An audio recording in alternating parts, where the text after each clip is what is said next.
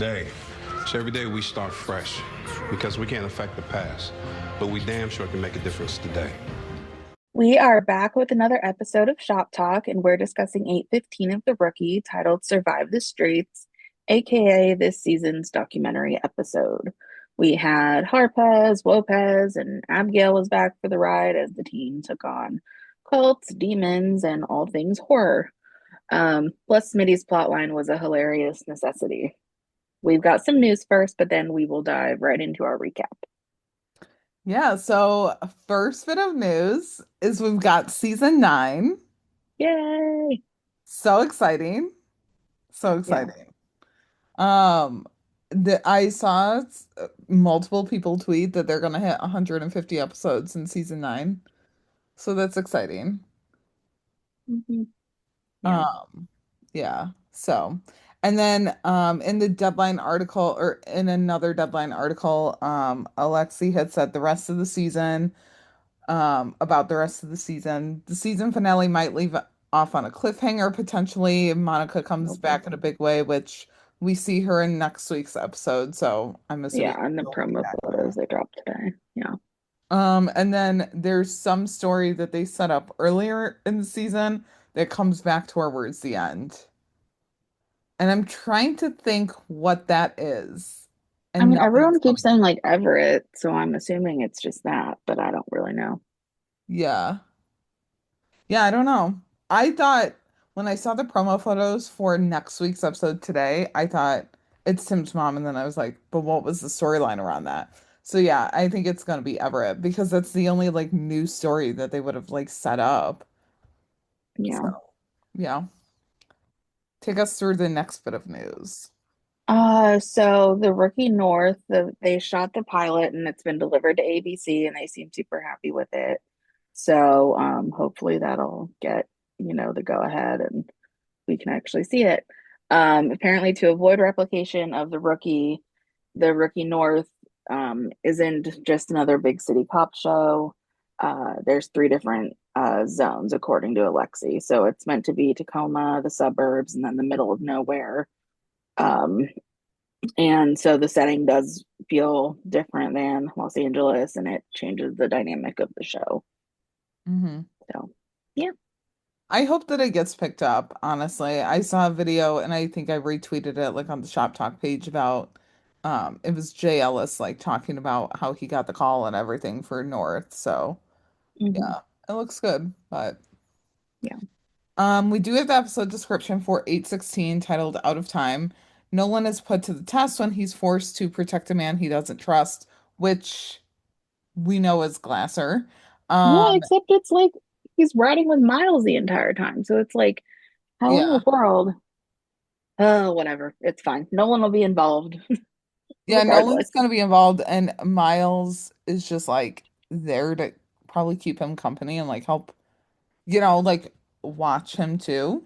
Because I'm assuming that it's like 24-hour surveillance or like Yeah. protection. So they, will take shifts or whatever.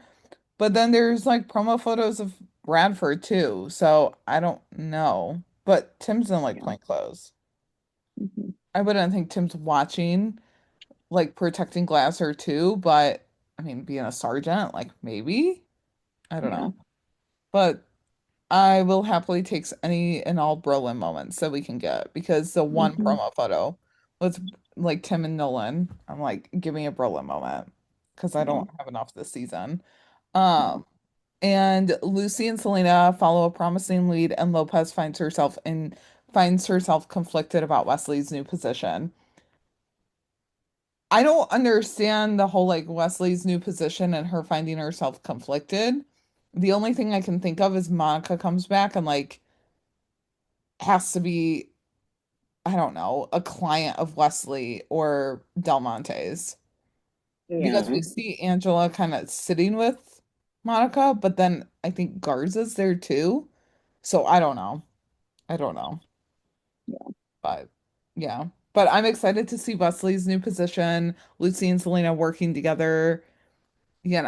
Just all of the good things. I feel like we need that in the last like few episodes of the season because Hmm. I've definitely seen some discourse online about how like the second half of the season's kind of been a drag, and I'm just like I can see that, but also I think it's all subjective, and yeah, Hmm. I just want the last few episodes to like go out with a bang.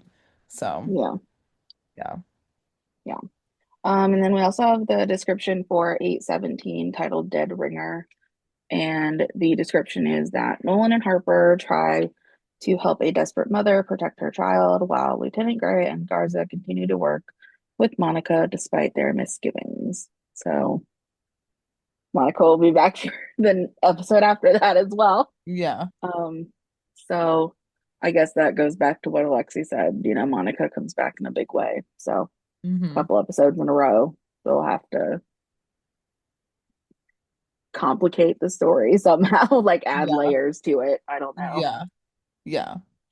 So, yeah, I don't know, it'll be good. It just feels so good to know like we have a season 9. Like we don't Mhm. have to go into the finale and be like, "Oh my God, there's a cliffhanger. Like, are we getting another season? Are we not?" Like, no, we've got a season 9. It feels good to know that.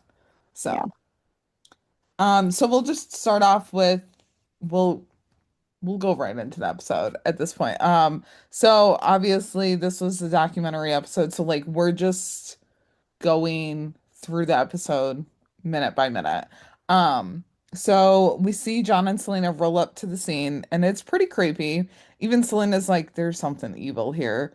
But there's a man with a knife in his chest, and he keeps saying, it won't let me die. So that's where we kind of leave off with that. We go over to John's house. We see Abigail and Alexi, who I find it interesting how they've done so many documentary episodes, and like Alexi doesn't have a character name. Yeah, I She's know. It's like always the just the interviewer. interviewer. Yeah. And I'm like, okay, it was weird to like outline it and put Abigail and Alexi because one is like a real person and the other is the character. Yeah. But in But the like, what else are show, we supposed to call him? yeah, and in the show she was Abigail. So it's Mhm. not, I don't know, it's a weird. I just if we're gonna keep doing these documentary episodes, I feel like he should have a name. I don't know Yeah. what, but yeah. Um So they're arguing over where to sit, and she's like, "Well, I'm gonna sit here, and that's how this is gonna go." And John comes in, and he's videoing this too. And why, you might ask? Because he's documenting the new partnership Abigail is very excited about. We find out that a judge initiated this partnership, and we flash back to her documentary from last year at Westview. And Alexi. I'm just gonna call him Alexi because, like, obviously that's his name, and I don't know, it feels weird to call him the interviewer. Says that he may have used some of Abigail's documentary footage without gaining the proper permissions. Abigail sued. The judge gave him a choice: pay her for the damages or give her equal partnership in his next project.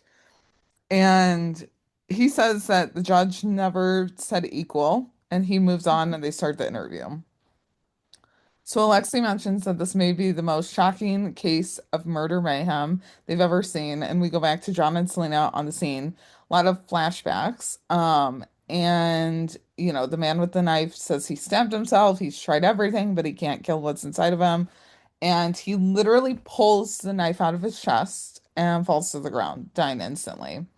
And so Alexi starts transition to get John to talk about like the most shocking thing they found, but Abigail stops him and says they should have John say that to set up the opening credits. They argue back and forth, and Alexi's like, we don't put words in people's mouths. It's a Mhm. documentary, which is so ironic because they are writers for the show Mhm.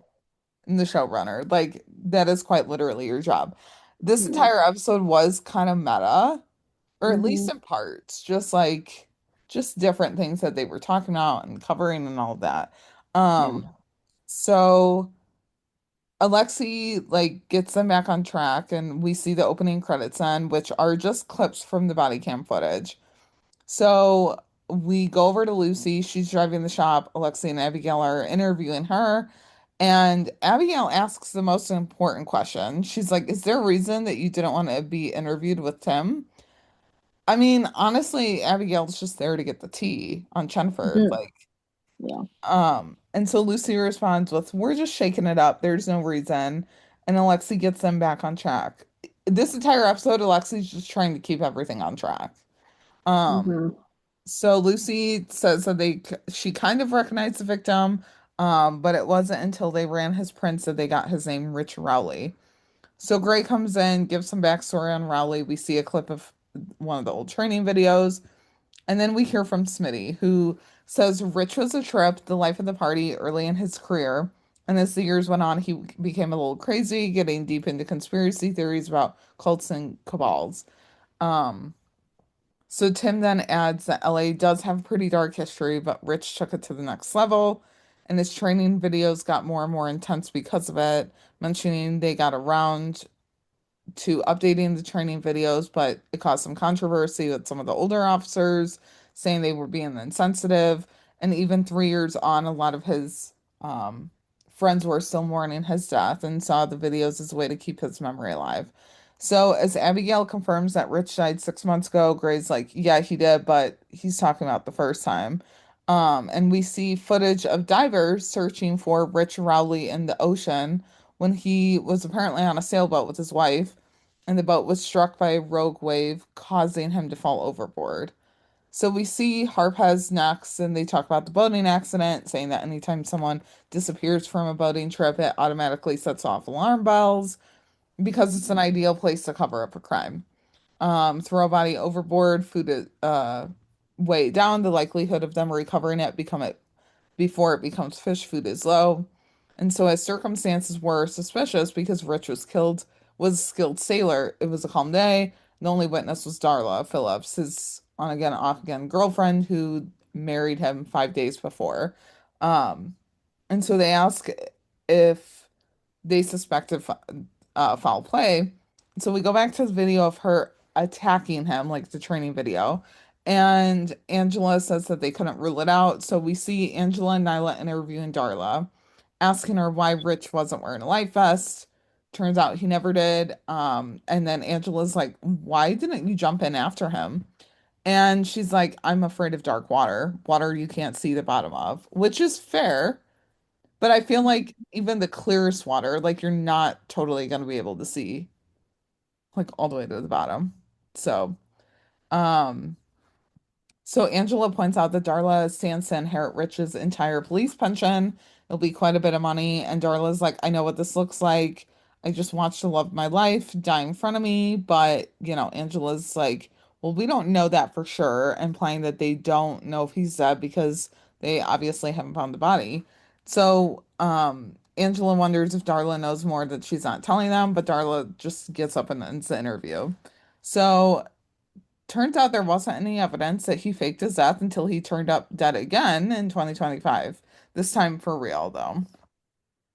So it made them have more questions for Darla, and the first thing that we hear her say is like, helping someone fake their death isn't a crime. She checked. And Nyla's like, no, but profiting off of his death, collecting this pension, life insurance, that is fraud. And she could be facing some serious charges. So they want to know why he faked his death in 2022, and Darla's like, he retired and then kind of fell apart. His drinking got worse, his paranoia, well, that was always a little intense.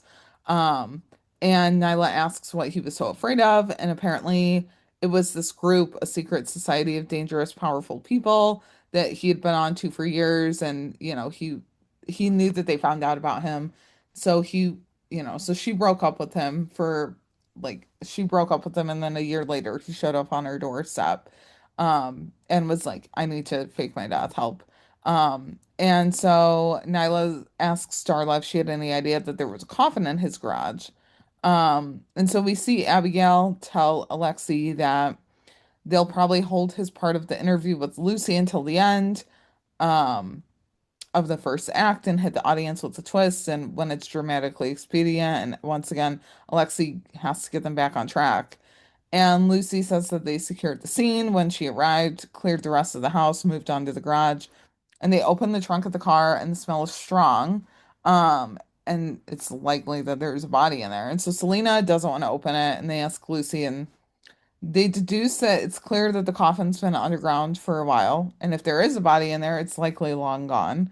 unless he put a fresh victim in an old coffin, which is messed up to do. Um, so they do open the coffin. We don't see anything, but we know that it's pretty intense because of the music. We then find out that the body belonged to a 54-year-old truck driver named DeMarcus Ford, who was the victim of an unsolved homicide in 2020. John goes into how he was killed. It was just like Rich. Abigail is then like, wait, did Rich kill Victor?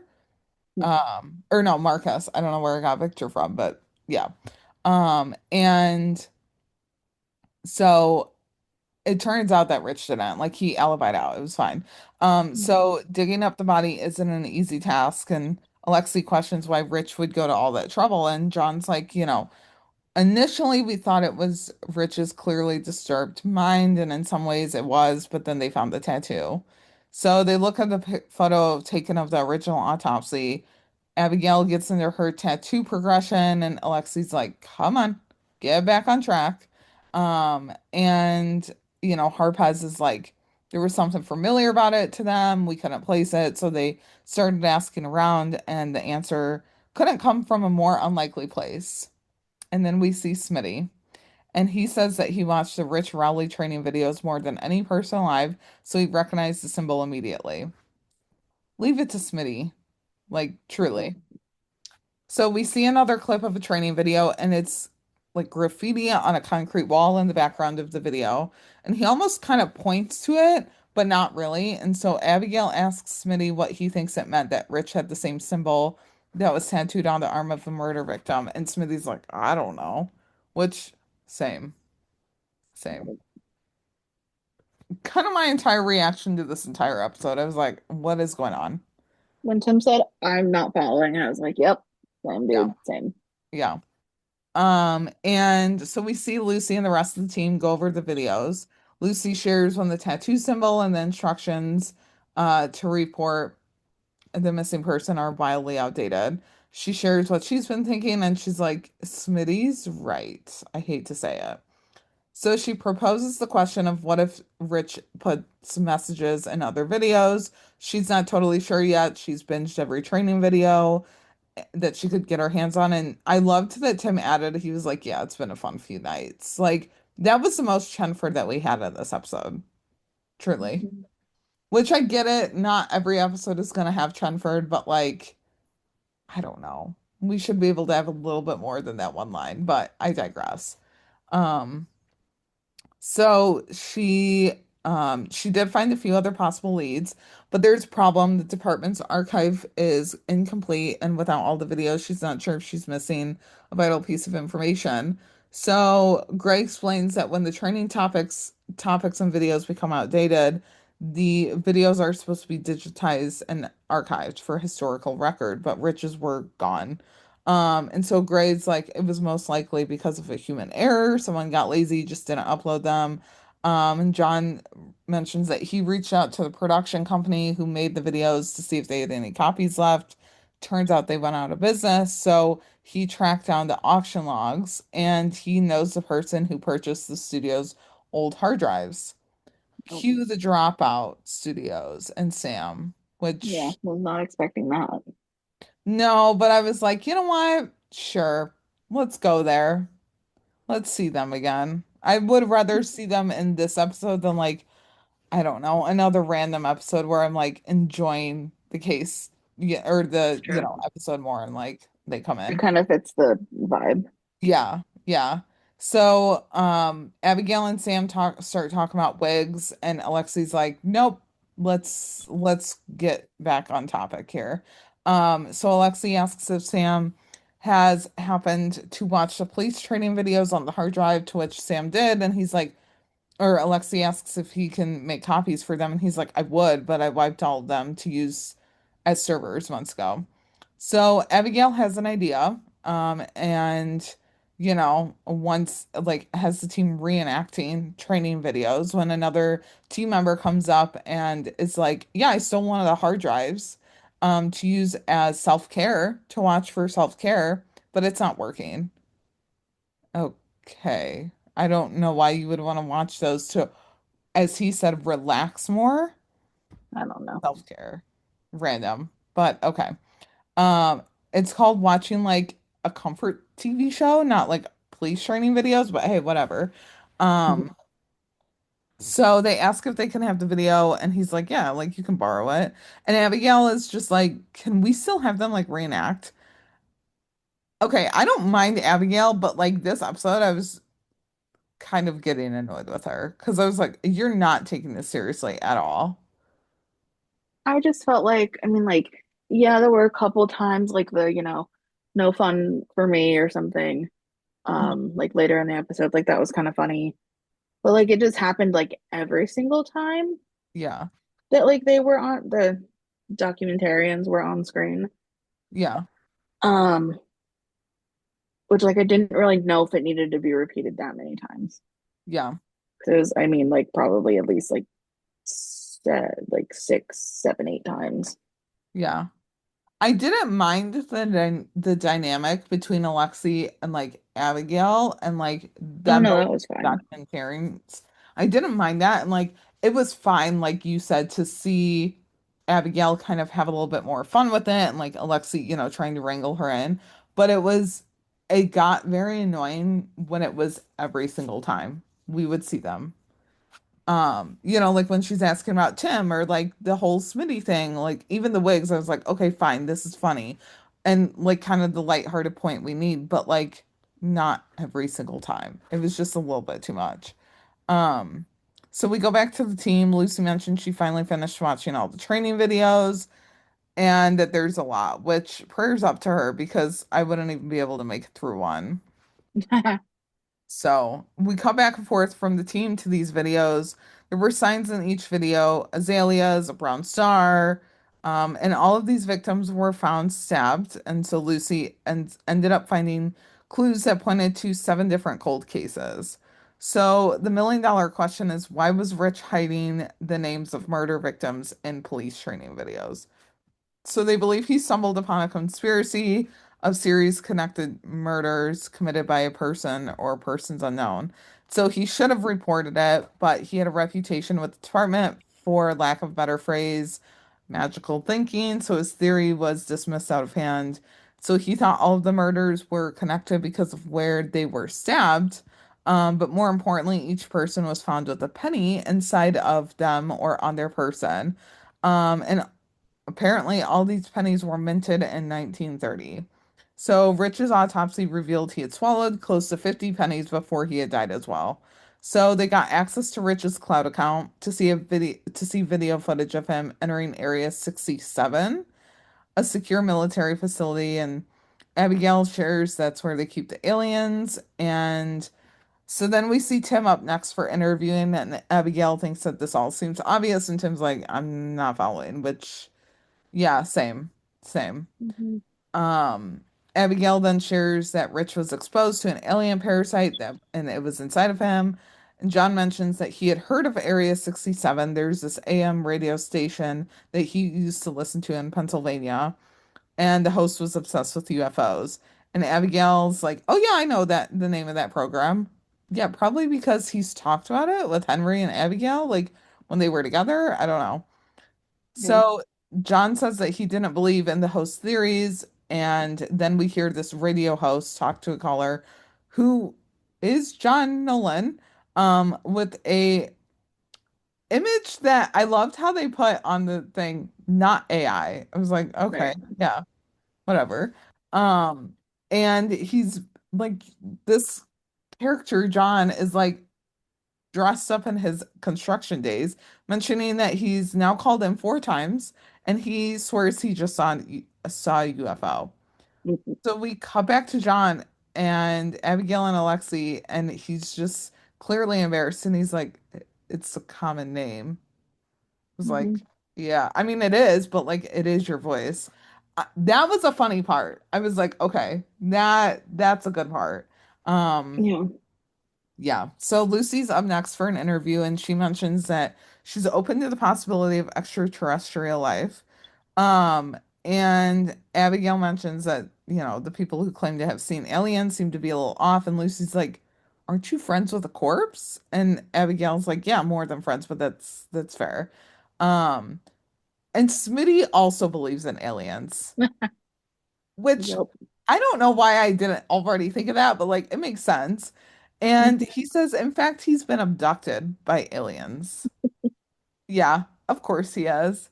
Multiple times, apparently. He's a fascinating subject. And I'm like, you know what? Only you, Smitty. I would love, love to see just an episode, like a bottle episode for Smitty. Because again, I know he Mhm. could rise to the occasion, but the amount of chaos that he would get into and the amount of shit he would say would be Yep. hilarious. Yep. Um, and I just love how like it goes from Smitty and immediately cuts to Gray, and Gray's like, I don't remember the last time Smitty was air quotes abducted. Um and or no, he says he remembers that. And so he's like, turns out Smitty just partied too hard in Vegas and woke up in Wisconsin. Which, okay, yeah, I'm sure that something like that can happen, but also Vegas and Wisconsin are very far from each other. I So just don't get it. Like, how do you go from like drinking a bunch of alcohol and playing cards to like ending up in the land of cheese? yeah, Like, I don't get it. That's why I tweeted the thing last night because I was yeah, like, Wisconsin is like cheese and dairy and all that. And I'm yeah, like, well, what did he do? Just like hang out with cows all day? Like, I'm so confused. yeah. I And feel like, I want to know like, how he got back. yeah, like how did he get from Vegas to Wisconsin? I mean, I'm aware that I'm thinking too literally of this, but like I could see if he was like Vegas and then like went to Palm Springs or like whatever. But yeah, Vegas to Wisconsin, like it's wild, but okay. But again, only Smitty would do that. And Yeah. like he It was just, probably in his van too. Let's be real. yeah, it just opened so many questions for me. I Yeah. was like, Yeah. why? Yeah. And I just love how Gray was like, yeah, I remember that. He just partied too hard. And he thought he was abducted. I mean, I don't know what else you want me to say here. So we go Yeah. back to Smitty and he's like, the government had little gray men in their secret labs for decades, and they're implanting the aliens in unsuspecting hosts and taking over their bodies. You never know who might be one of them. As Smitty like looks around, and I'm just like, the biggest plot twist to this entire show, aside from Nolan or Tim finding out that Nolan and Lucy dated, would be if Smitty was like an alien, like truly. That is when I would Oh my God. be like, yeah, the rookie is not like not realistic with this. I don't know. Like it's Yeah. already such an unserious show that I feel like Hmm. that would just fit in well. Yeah, And that's it would probably make a true. lot of sense, honestly. Yeah. So, Yeah. yeah. But Uh, yeah. And then we cut over to Selena after they talked to Smitty, and she said that, Rich believed in something much darker than just aliens or having like an alien parasite inside of him. Um, and according to Colonel Arthur Grimm, he was telling Tim and Lucy that Rich broke into the army base because he, as in the Colonel, like Arthur, was in direct to video movies. So, and like he was very interested in them, especially like this horror one. Um, but then it cuts again though before I can like really explain more about that because even Smitty had a side job as an actor in DTV movies because a director saw him as he was pulled over and said he looked good, so he'd be like perfect for those like movies, and so his side gig was born. Um, Although, he gave it up to be the pinnacle of public service as a police officer, of course, as he so eloquently explains. yeah. So, I just love how yeah. Smitty is like, he thinks that he's just like the best cop there is. And Hmm. people just kind of like prop him up, like gaslight him and be like, yeah, yeah, you totally are. Smitty's like, Yeah. yeah, I know, I know. I'm like, Yeah. I don't know.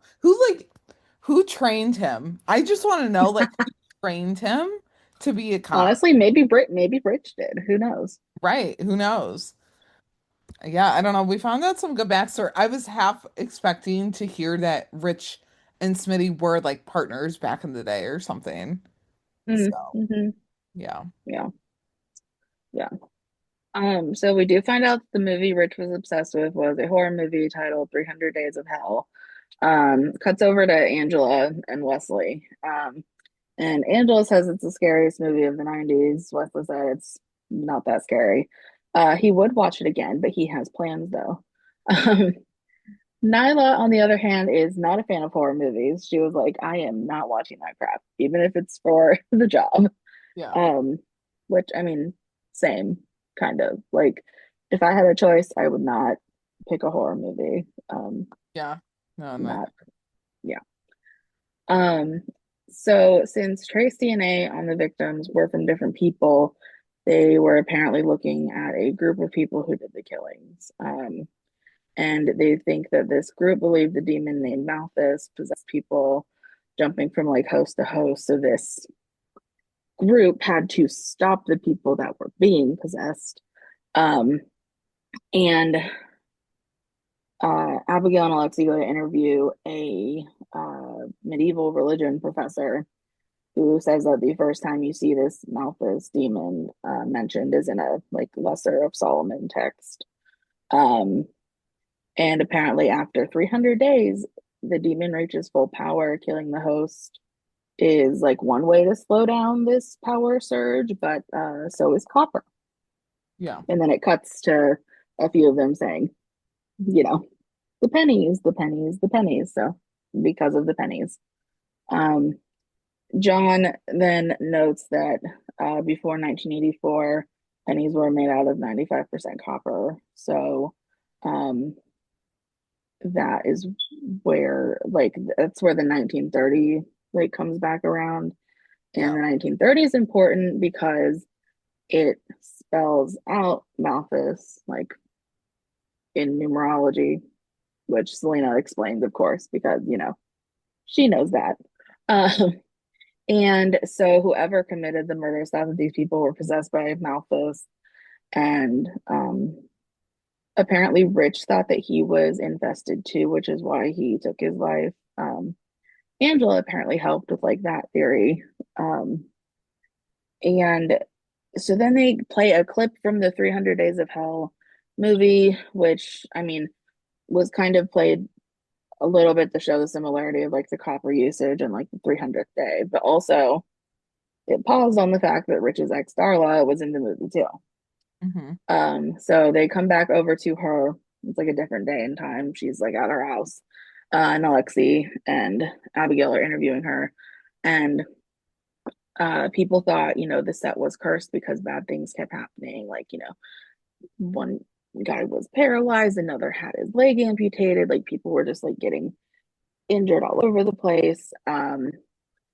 But she thought that it could be because of the director, Douglas Roberts, who was, very intense and like aggressive and really had strong feelings, I suppose, about the religious context of the film. Um, and so it cuts over to Douglas, who is shown like yelling at people on set about their acting or lack thereof. Um, and according to Darla, he'd grown up in a commune. So it was like based on like things that he had heard was like the basis for the film. But Angela heard that they actually summoned Malthus for real after reciting rituals verbatim during like the film. And so since they found the first victim about 300 days after that ritual was filmed, and since Rich knew about the Malthus legend, they figured that he connected the dots. And so he thought that the penny killings were done by people trying to stop Malthus, and Rich tried to stop this group from doing that.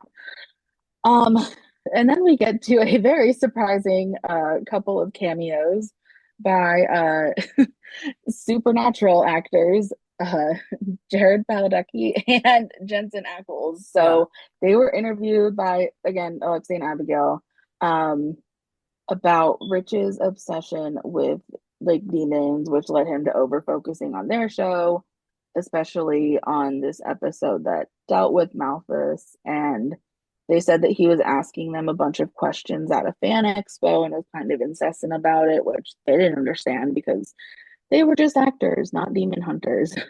Mhm. Um, and it cuts over to Angela, who says, well, technically there was one demon hunter. There was apparently a priest brought to the set named Simon McCabe, who was like sent there to bless the set every day. for filming.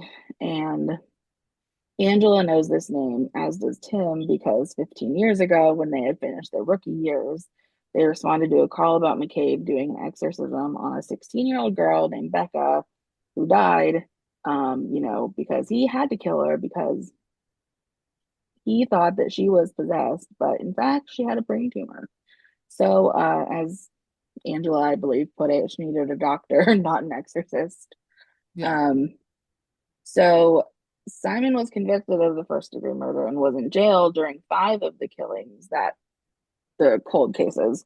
Um, so he was not their prime suspect, but he could have been a part of the group that Raleigh was afraid of. This is where it just like jumped around so much. There were so many cuts like back and Yeah. forth. I was like, did they not just say that Raleigh was like suspecting this group of killing people because they thought they were possessed? Like, how many different ways can they say this? I don't know. Maybe that was just me. Did No, you think that at all? I was lost. I was like, Yeah, what is going on? Why are we now bringing in like Jared and Jensen and, just like all these other people? I'm like, I'm confused, yeah, but it yeah. ended up making sense like again on the second rewatch. But I at the same guess. time, I was like, "Ugh, we didn't need all of these people in there, I feel like, but Yeah. okay. We didn't at least Um, need to be like introduced to them. I feel like that's what made it more confusing. yeah. So, It just, yeah. I mean, because like I was like, okay, I kind of understood it, and then it just like circled this like the fraternal order group. Like, mhm, I didn't know how that really came into play, if it was just going to go back to Douglas anyway. Like, yeah, why did we have to zigzag? I don't know. I suppose maybe to do like a red herring type of deal. yeah. But yeah. So since Simon was in jail, he couldn't continue to fight the war. Like when Tim and Angela had gone back to talk to him, he mentioned that the Knights of Willowwood. So Wesley's like geeking out over it, saying like that LA had many fraternal orders where people would gather and exchange ideas. Angela interjected, saying that, or they'd party, do drugs, and hook up. Hmm. But the Knights group or order hadn't been active in over 60 years. Apparently, the name was rebranded as a demon hunting cult, so Rich was kind of right. There was a murderous cult out there. Um, they just didn't know who the ringleader behind all of it was, but they were going to find out, as John said. Um, and so it cuts over to their like the documentary and setup. And Abigail apparently found out where Douglas's residual checks were sent by bribing an assistant. So she wants to go there and confront him about the murders and demons. And, Alexi can come along for the ride too. Yeah. Um, so they go to his house and they were essentially hostage for a bit by 2 men with guns who we see are Douglas and Arthur. But LAPD came to the rescue. John was seen like talking to Abigail after they were saved. Because they cut over. Obviously, they're not dead, so they were rescued. Yeah. Um, we then see Harpez question both suspects. Arthur admitted to murdering Cynthia because Douglas had gotten into his head, basically, because they met on the set of the movie, and then like Douglas just kept calling him and like feeding him this, convoluted information. Um, so much so that he kind of started to just really believed that it actually made sense. And so he was able to do this horrible crime, Yeah. and not really realize the consequences. Um, and Douglas was questioned as well. He orchestrated the murders because all the people had wronged him. So apparently, Cynthia Green cheated on him. Marcus Ford had sued him. Pamela Jones gave the movie a bad review. So it was kind of all, again, back to this movie Mhm. that he, wanted to, that was like so important to him, apparently. Um, But the thing is, though, is Douglas didn't even believe in the demons. He just used it to convince other people to do his dirty work for him. So, um, yeah, really, honestly, the whole thing was like kind of a joke to him. And like, I just don't get it. Like, that's so much work. Like, Right. you think that he would be so, I mean, okay, I'm not like saying, I just think, I don't know. I was just thinking that you think he'd be so angry as to do the killings himself. Not Yeah. saying that's good either, because it's definitely not. But I mean, there were so many steps Yeah. in putting this all together. Of course, I guess if you're as manipulative as he probably is, it's probably easy to Yeah. convince people into doing it. Because poor Arthur was like so saddened by this, turn of events. Um, so yeah, I don't know. Um, but Douglas thinks that they'll find that he didn't actually kill them. So, like he assumes that he can get off the hook.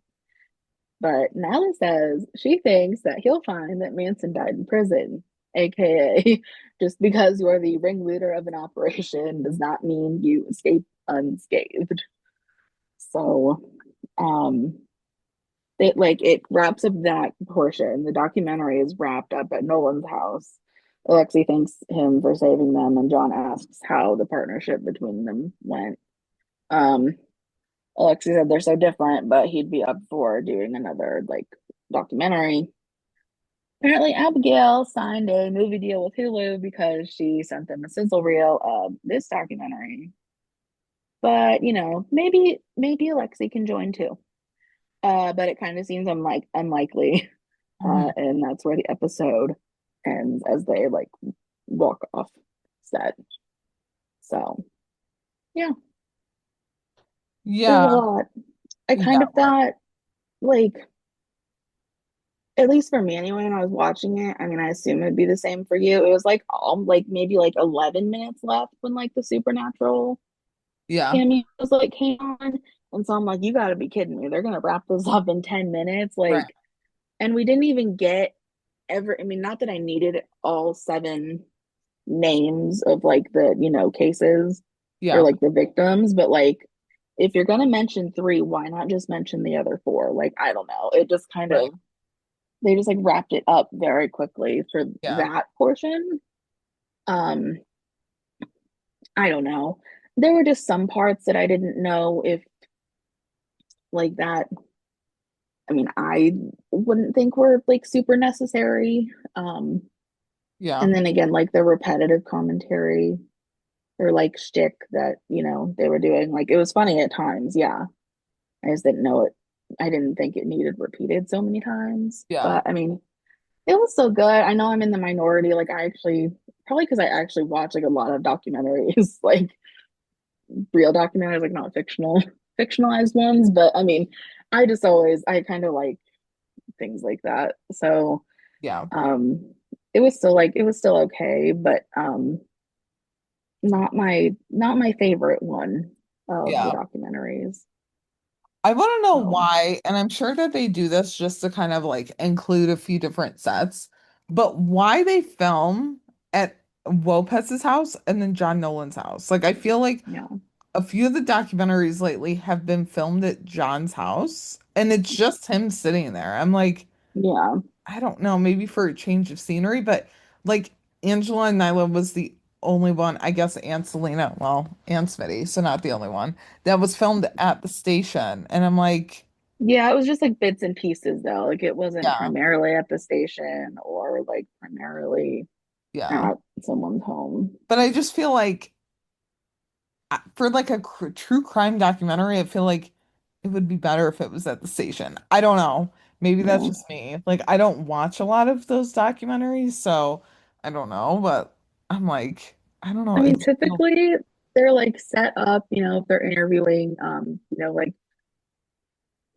surviving victims or like, Mhm. family members or something, like it's usually like a fairly plain backdrop. Like Right. you can't, it's like almost indistinct. Like you really Yeah. can't tell where they are. So like I'm kind of surprised that they haven't like implemented that at some point. Yeah. But then again, I know it's because, I mean, obviously, like you said, they're sets Yeah. to use. Yeah. So, Well, and Alexi said that in one of the Deadline articles, like these came about as like during COVID to like help make it easier on like the directors and just the crew and everything. And so I'm like, okay, I get it. Like they just want to use the same sets, but I don't know. It just feels weird. It's like, why are we only filming at the station or like John Nolan's house and maybe Lopez's house from here, like here and there? I don't know. It's just yeah, kind of weird to me. yeah, Also thought it was interesting how Selena did not have like many interviews in the true crime and like in the documentary, and she was on the scene first with John Nolan. I was that's like, a fair point. interesting. Yeah, Yeah. And also, like, I figured they would talk a little bit about re-recording the Rich Rowley videos, but like also that wasn't the whole point of the episode or like the right. documentary. But But I it was was like also, mentioned the last time, so it's like, yeah, why not yeah, um like connect that, yeah. bridge that gap? And I was just kind of like, who filmed those videos? Oh yeah, Miles Penn, where is he? Like, Oh, that's right. yeah. Oh, well, geez, that's a missed Mhm. opportunity. Yeah, yeah. Even if we just had Miles like tip his hat and like say two things or Right. something, Something. Yeah, that could yeah. have been good. Yeah.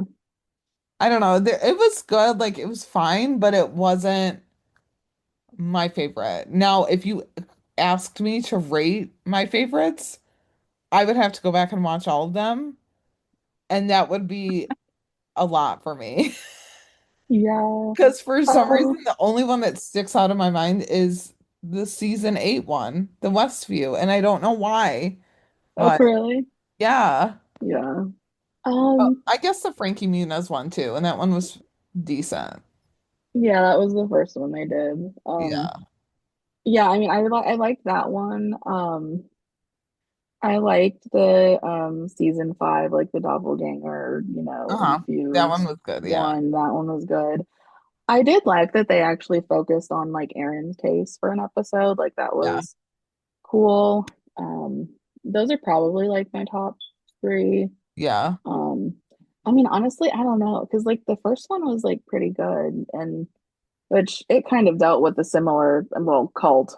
Like it was Yeah. actually about a cult, not the Yeah. demons and fake things to commit murder. But um, yeah, I remember that one being good, Hmm. and then the doppelganger one was super interesting.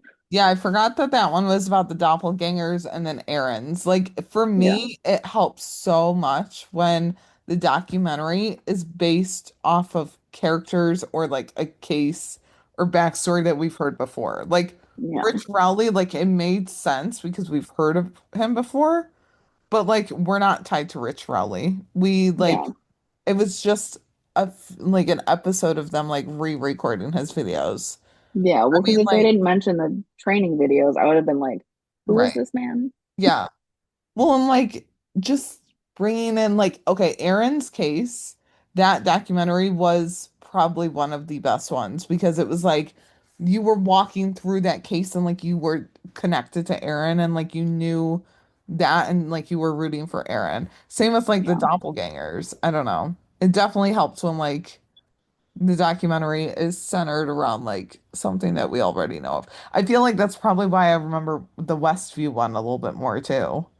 yeah, But yeah, yeah, now that you say like the doppelgangers one, the Aaron one, like yeah, those were that probably is my top three, honestly. yeah.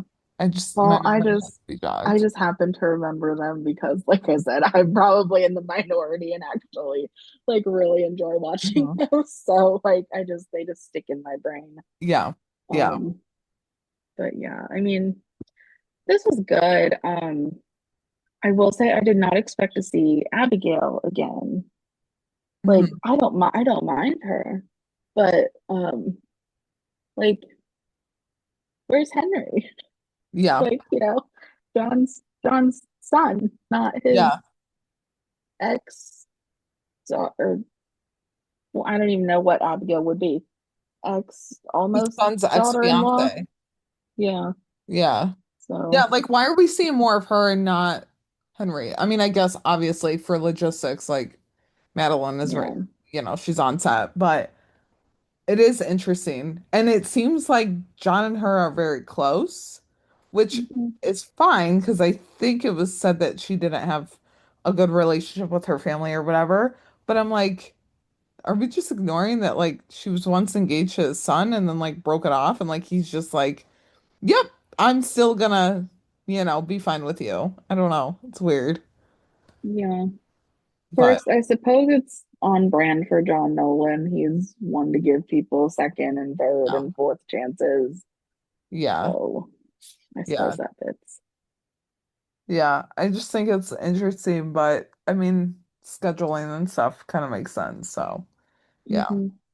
I did see our friend on Twitter had tweeted she was like, "Okay, hear me out, but if the rookie is really set on doing a documentary episode every season, what if for season 10 we have it be the cast as themselves being interviewed about their journey on the rookie for the past decade? It'll be like a huge behind the scenes episode for an hour." And then she also said, Oh plus, my gosh. assuming if we get 18 episodes for season 9, it'll fall perfectly for the 175th episode, 1013, which is in the middle of the season where they usually like to insert the doc ups. She's Oh my on to something. goodness. She figured all that out. Holy cow. Yeah. Whoa. Yeah, I mean, if we're gonna stick to doing these documentary episodes, fine. But like, can we Wow. do it that like that? Because Yeah. that would be amazing. Or even just like a flashback of like all the characters' journeys over like 10 years, Yeah. like a retrospective type of thing. But I do Yeah. like that like the actors playing Yeah. themselves, the characters, because then it's like meta upon Yeah. meta, basically. Yeah. Well, and at that Yeah. point, okay, like if it's season 10, you've had Selena there for 5 seasons, Hmm. assuming she stays. Miles for what, three Yeah. seasons then? So like you've had characters who have like stood the test. Like, come on. It's so Yeah. doable. Let's do Yeah. it. Oh my gosh, yeah. That would be really good. Not gonna lie, when they talked about Bropez in the early days, I thought we were gonna get to see a flashback. Hmm. I was waiting for it. Yeah, I But did it too. is canon that have been, they were rookies 15 years ago. So they've been on the job for 15 years.